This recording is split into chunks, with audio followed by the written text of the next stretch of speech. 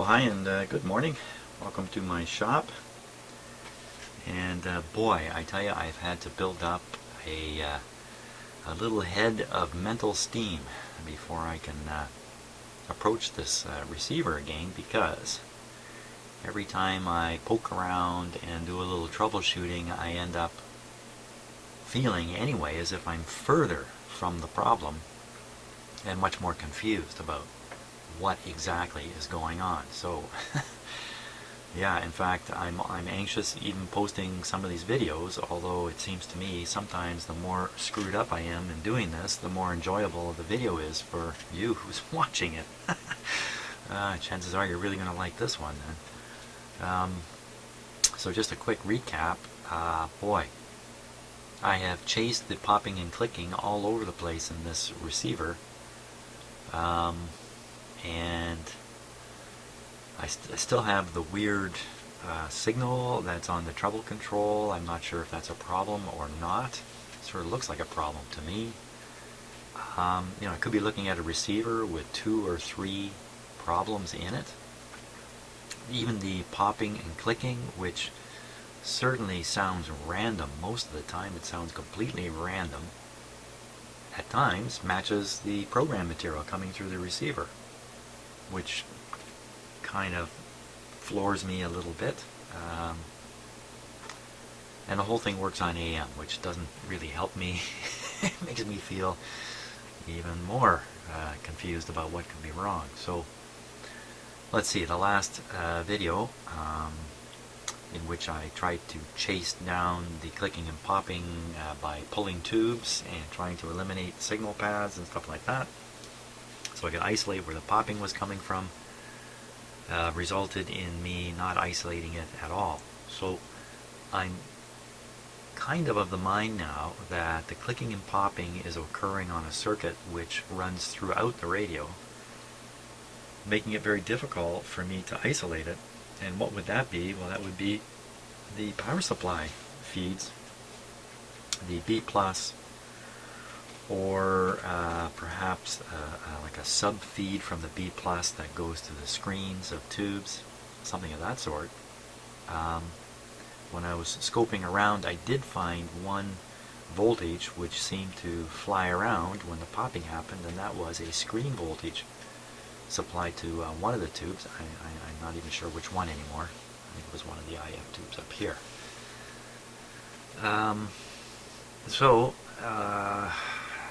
Yeah, right. So I think I'm going to go forward on that basis, that there's something going on with the power supply, and kind of back up the cart to that area of the radio, which I more or less ignored till now. So I think maybe the first target is the rectifier tube itself. I think I should get rid of that tube and put in a different one and see what happens. I mean, I can't imagine that's going to affect the garbling in the FM, but I'm going to assume the garbling and the popping are 2 completely different issues with this set. Yeah, so why don't I start off by replacing that. I'm going to put the output tube back in here. Hey, thanks so much for your comments, and makes me feel a little less alone with this, believe it or not. Even though I am normally a video or 2 ahead of what it is you're reading and commenting on, and you know, not much I can do about that really, the rate I'm going. So what is this? This is a 6CA4. Oh, for crying out loud! 6CA4. It's not too likely I have one of these, but I will make a hunt. I will make a hunt for it. 6CA4, or its European designation is EZ81. EZ81. Hey, that's a pretty nice name for a vacuum tube. Should put that on the back of my car license or something. Let me go hunting now. Well, I couldn't find any replacement, so next best thing is stick it in the tube tester and see what happens. 6CA4. I just want to review my settings here before I hit the button. EV01030. EV01030. Zero bias because it's a rectifier. English set there, and meter set on the 3000 scale. Okay.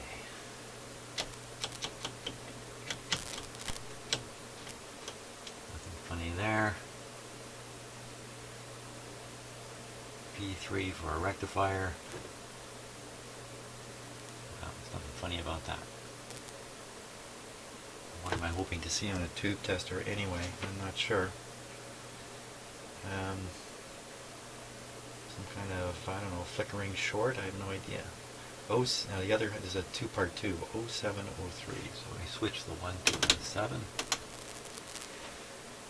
Everything else stays the same. Oops. And 3.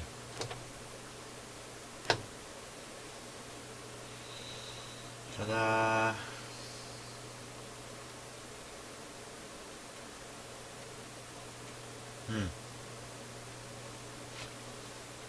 Let's put that on English. It's way up in the good. Way up in the good. Now, if there's some kind of internal short circuit that's happening that's causing the popping, I don't think a tube test is going to reveal that in any way at all. But what am I going to try now? I don't have a replacement for him.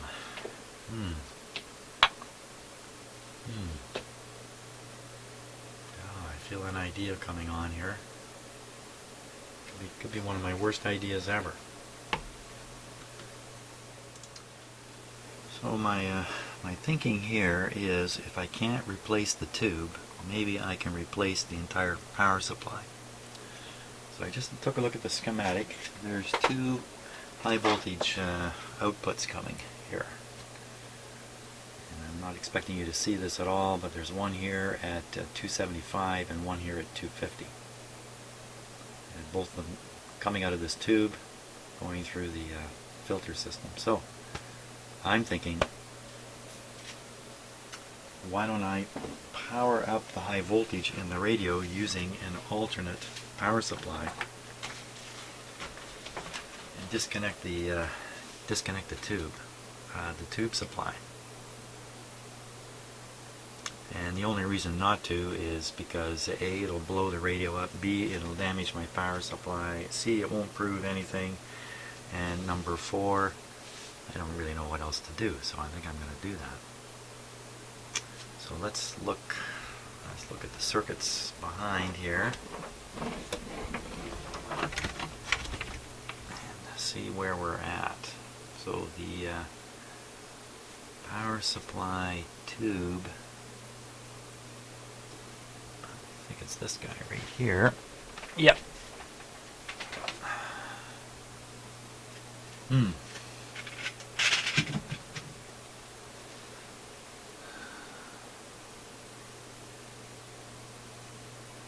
Coming over to the capacitor here, should be a fairly easy thing to interrupt it. Yeah, I should scope this. Why don't I scope the power supply first and see what it looks like? And yeah, that's what I need. I need more information to add to the confusion. Good idea. Let's get more information. So, just making sure everything's safe. Looks good. Power on. At this point, all the tubes are in,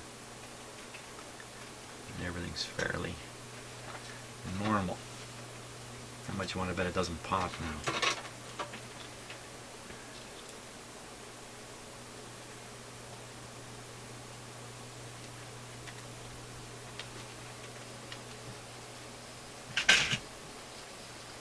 Now I had this sweeping too slow in the last video. The video shutter speed, video frame rate rather, ended up making it look really strange. So I'll try to remember not to slow it down. What my eye sees and what the camera sees can be quite different because of that frame rate deal.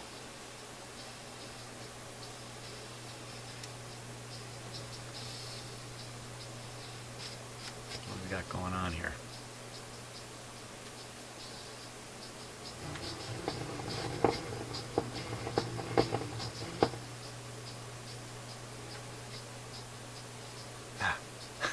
It's just so strange. That's full volume. Okay, I don't have it on full voltage here. Let's boost the supply up. No crackle popping yet.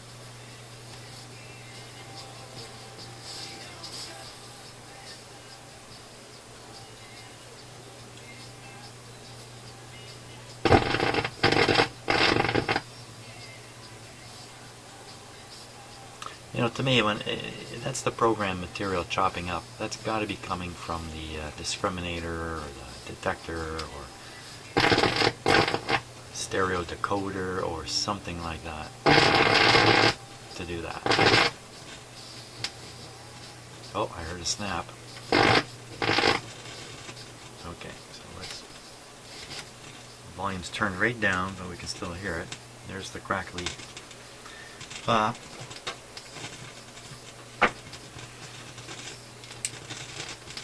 Let's get on the scope here.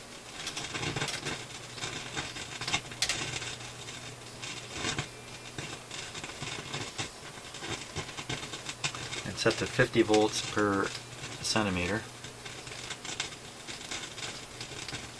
Kind of went off screen.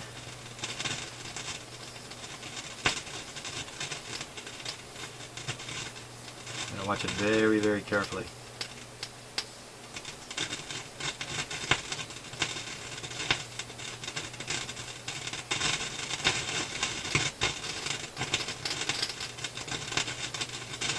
I think there is some relationship here.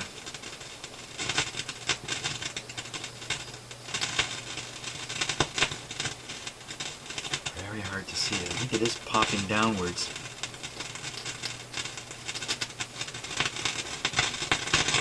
Boy, that's a scary sound.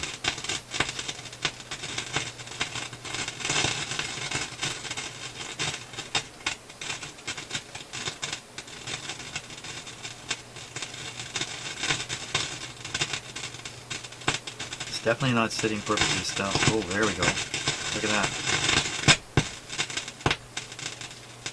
I'm sure you saw that.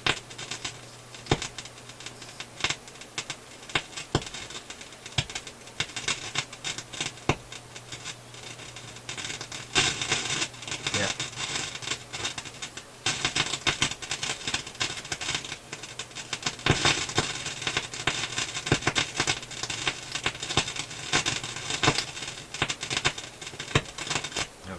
Shut it off. Now, let's think about this. So what I'm seeing is with the pops, I'm seeing the high voltage supply drop. So it's cause and effect here.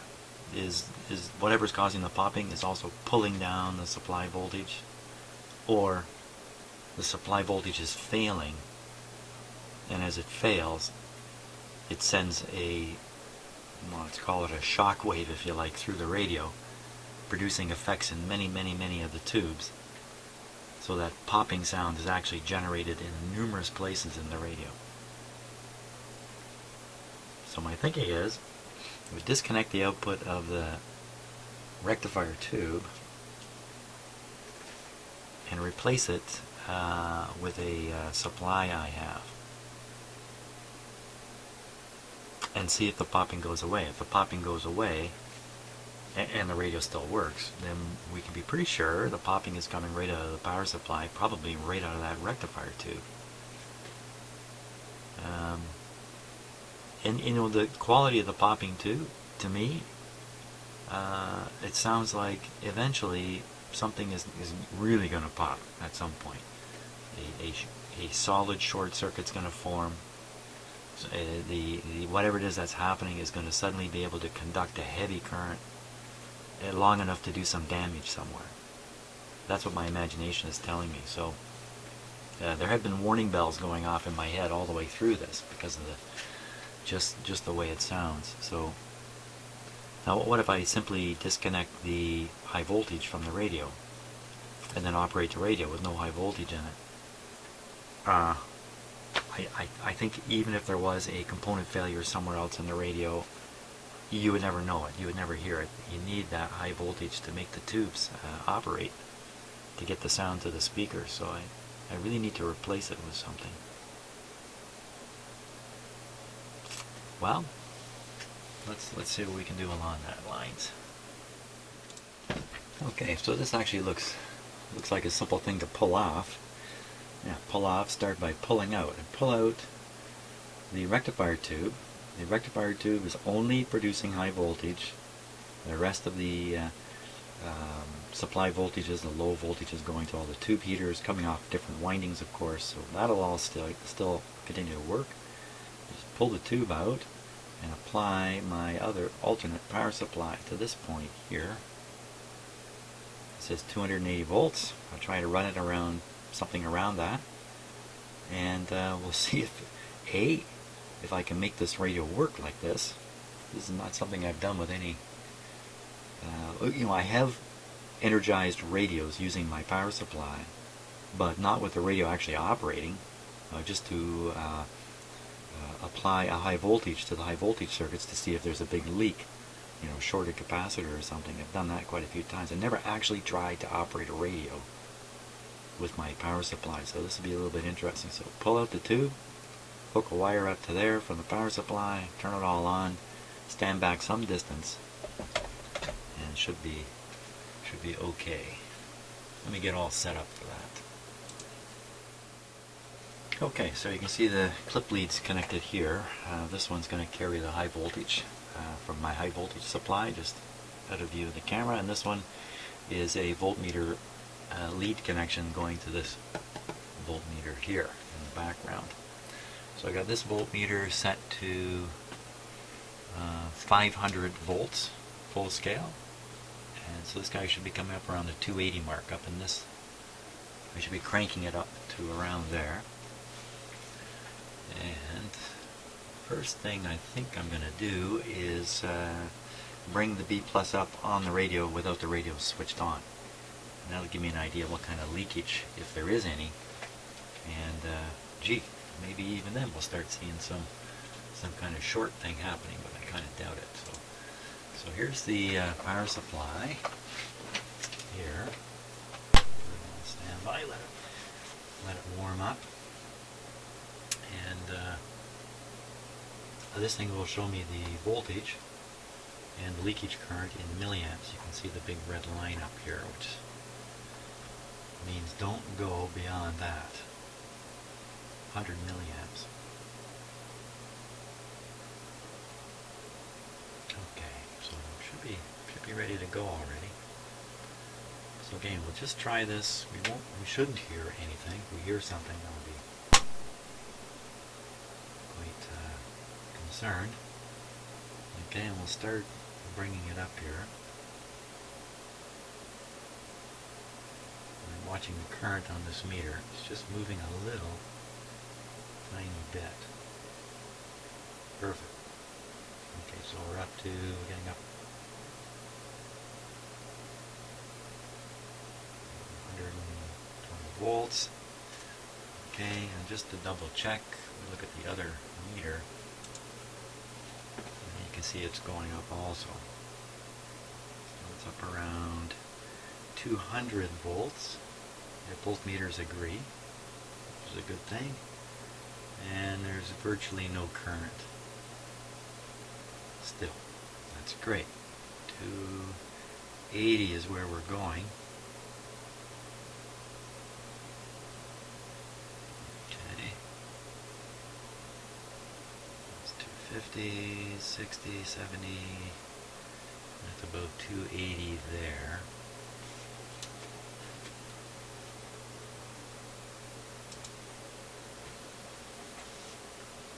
So you can see there's a small amount of current flowing. That's about 5 milliamps. And we're up on this scale. We're up around 300 on this scale, but this meter's just not that accurate. 280, 300, that's not much different. So something funny has happened on the radio. show you what that is. Something unexpected here. I can't turn this. I'll have to move the camera here. Can you see the stereo light has come on?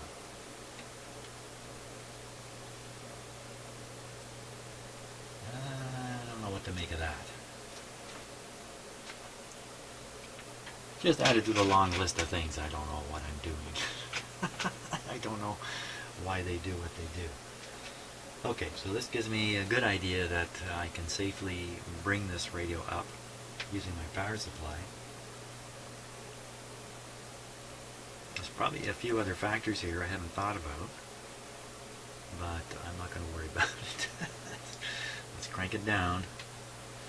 Down she goes. See the voltage slowly dropping on the meter back there.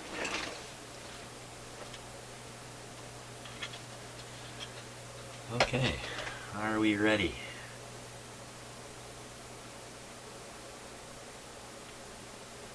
Okay, so the voltage is down to 0.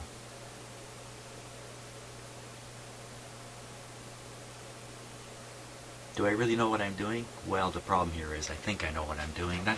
That's always a problem. But you know what? That's what keeps you moving forward. And again, if I take a go slow approach, everything should be fine. So I'm ready to turn the power on to the set and warm up the tubes without any B+. Okay. Here we go.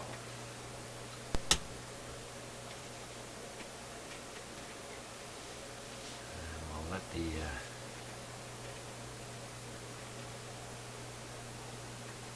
the tubes warm up. Now, is there any reason why the tubes won't warm up? Because I pulled out the rectifier tube and its filament. And I'd have to think no. Just looking at the schematic, no, I don't think there's any reason for that.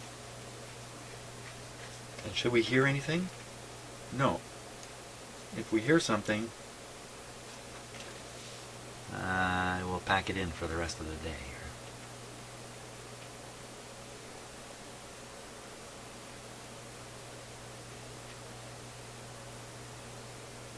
Okay, I'm just giving lots of time for the tubes to warm up. You take a peek.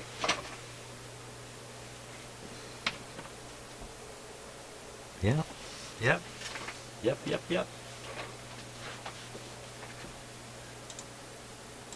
Okay, let's start here.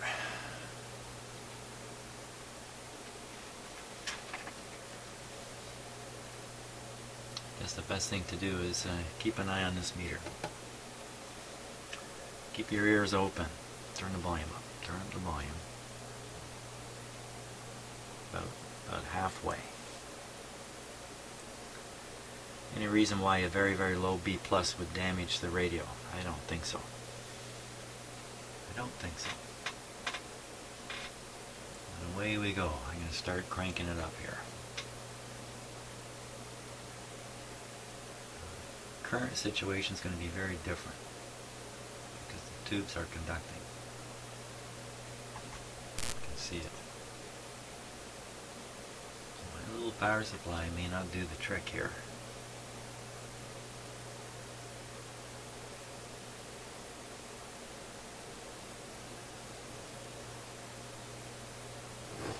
Oh jeez, scare myself with the sound of the radio.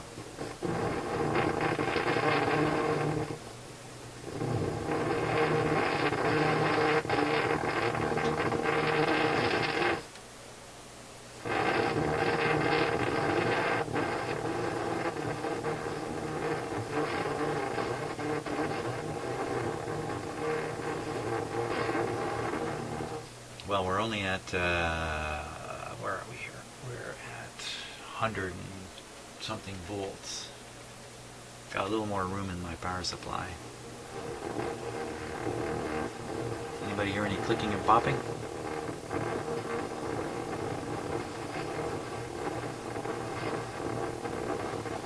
We'll go a little higher here.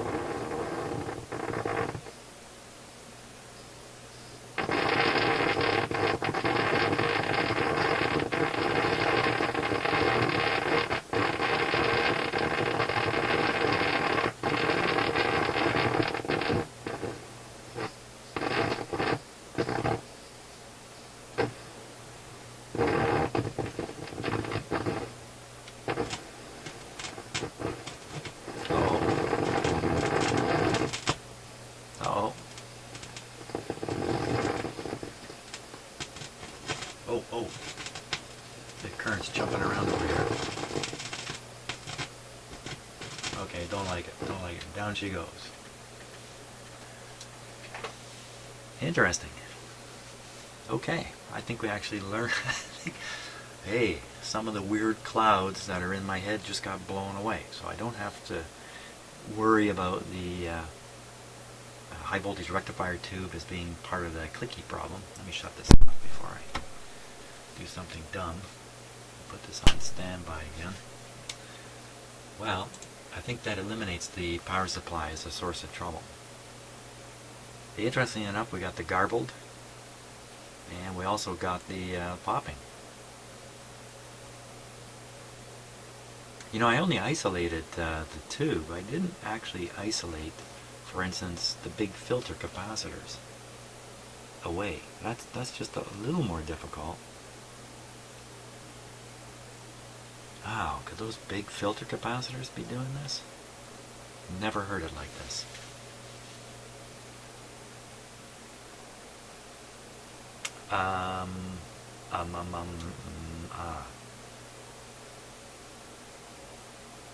Okay, gotta think a little bit with this new information in my head here.